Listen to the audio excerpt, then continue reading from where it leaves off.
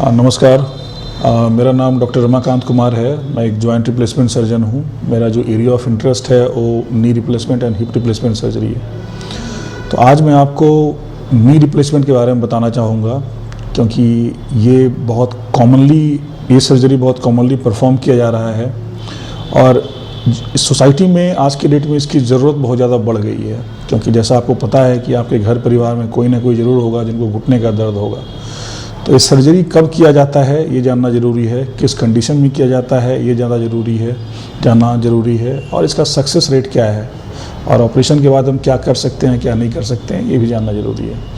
तो सबसे पहला बात कि ये सर्जरी किस कंडीशन में किया जाता है। तो घुटना का जो प्रत्यारोपण होता है नॉर्मली ऑस्टियोआर्थराइटिस में करते हैं, यानी आर्थराइटिस बहुत सारे कारणों से हो सकता है। पहला कारण तो होता है कि उम्र के कारण होता है, जैसे जैसे आदमी का उम्र बढ़ता है घुटना घिस जाता है, वो एक कारण हुआ। दूसरा होता है एक रोमेटॉइड आर्थराइटिस जो कि काफ़ी यंग एज में हो जाता है, लेकिन वो जॉइंट को काफ़ी अफेक्ट करता है और जॉइंट ख़राब हो जाता है। और भी बहुत सारे कारण हैं जिससे आर्थराइटिस हो सकता है, जैसे किसी को चोट लगने के कारण, इंजरी होने के कारण घुटना डैमेज हो गया या घुटने में चोट लग गई, उस कारण से भी हो सकता है। तो मल्टीपल फैक्टर्स हो सकते हैं, मल्टीपल कारण हो सकते हैं जिससे घुटने का जो जॉइंट होता है, कार्टिलेज होता है, वो ख़राब हो जाता है और फिर पेशेंट को काफ़ी दर्द होता है उसके कारण। तो तकलीफ़ क्या होती है इसके कारण। तो जिस पेशेंट को ऑस्टियोआर्थराइटिस डेवलप हो जाता है, खासकर एडवांस स्टेज, इसको बोलते हैं स्टेज 4 ऑस्टियोआर्थराइटिस, उस पेशेंट को चलने में तकलीफ़ होती है, बैठने उठने में दर्द होता है, घुटना टेढ़ा हो जाता है, डिफॉर्मिटी हो जाता है। तो उनकी जो डेली रूटीन एक्टिविटीज़ है वो काफ़ी अफेक्ट होने लगती है। तो वैसे कंडीशन में जब दवाइयों का काम ख़त्म हो जाता है, जब दवाइयाँ काम नहीं करती हैं, एक्सरसाइज का कोई रोल नहीं बचता है कि अब एक्सरसाइज से ही फ़ायदा नहीं हो रहा है, उस कंडीशन में हम लोग ऑपरेशन रिकमेंड करते हैं। तो इसमें जो ऑपरेशन किया जाता है उसको टोटल नी रिप्लेसमेंट या घुटना प्रत्यारोपण कहते हैं। तो इस ऑपरेशन को करने में करीब 1 से 1.5 घंटे का समय लगता है।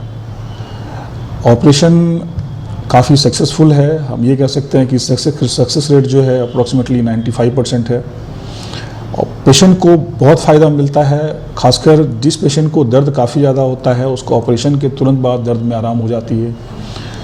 तो जो सबसे इम्पॉर्टेंट फैक्टर है जो कि आपकी डेली एक्टिविटी को अफेक्ट करता है दर्द, वो दर्द ख़त्म हो जाता है। आप ऑपरेशन के बाद अगले दिन से आप खड़े हो सकते हैं, अगले दिन से आप चल सकते हैं। इनिशियली कुछ दिनों के लिए 10-15 दिनों के लिए एक सपोर्ट लेना पड़ता है, जिसको सपोर्ट के सहारे आपको चलना होता है, बट 10-15 दिनों के बाद आप सपोर्ट को हटाकर खुद चल सकते हैं। नॉर्मली जो दूसरा सवाल है कि घुटना मुड़ेगा या नहीं मुड़ेगा, घुटना आपका पूरा मुड़ेगा। ऑपरेशन के बाद आप अगले दिन से घुटने मुड़ने का एक्सरसाइज कर सकते हैं, तो आपका घुटना पूरा मुड़ सकता है। ऑपरेशन में कितने दिन अस्पताल में रहना पड़ता है, नॉर्मली 4 से 5 दिन अस्पताल में रहना पड़ता है ऑपरेशन के। इसमें कोई बेड रेस्ट करने की ज़रूरत नहीं है, जैसा मैंने बताया कि आप अगले दिन से खड़े होकर मूवमेंट कर सकते हैं। ठीक है। घुटने का लाइफ कितना होता है, घुटने का लाइफ हम मान के चल सकते हैं कि 20 से 25 साल होता है लगभग। मोस्टली जो मोस्ट ऑफ द पॉपुलेशन है उसमें इतना घुटना चलता है।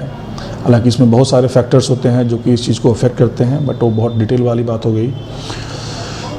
और जो सबसे इम्पॉर्टेंट है कि सक्सेस रेट मैंने बताया कि इसका फ़ायदा बहुत है। नॉर्मली समाज में, सोसाइटी में ये अफवाह फैला हुआ है कि ये सक्सेस इसका बहुत कम होता है, सक्सेसफुल नहीं है। ऐसी बात नहीं है।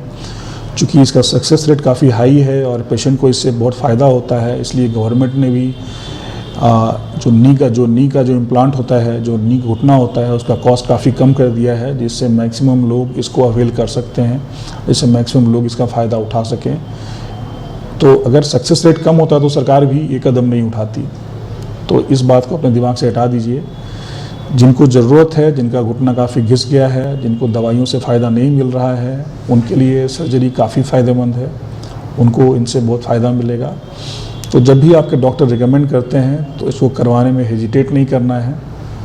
आप अपने डॉक्टर से कंसल्ट कीजिए और अगर ज़रूरत पड़ी तो सर्जरी के लिए हाँ कहिए। धन्यवाद।